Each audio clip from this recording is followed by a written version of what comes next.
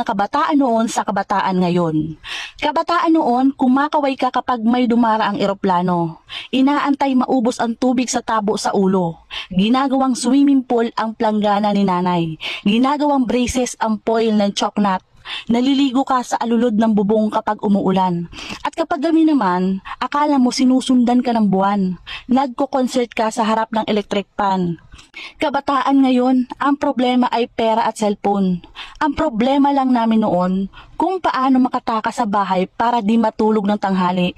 Lumaki man kami sa palo, aminin natin, mas maraming nirerespeto na magulang sa panahon noon kaysa sa ngayon. Mga kabataan ngayon, isang chat lang may jowa na. Kami noon, sa flames lang umaasa, broken hearted pa pag friends lang ang resulta.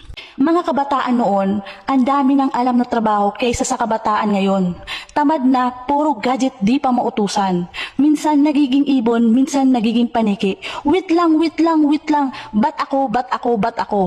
Alam niyo po ba, hindi kawawa ang batang inuutusan sa gawaing bahay?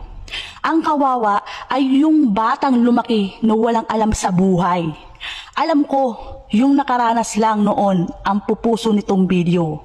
Real talk yan mga reels.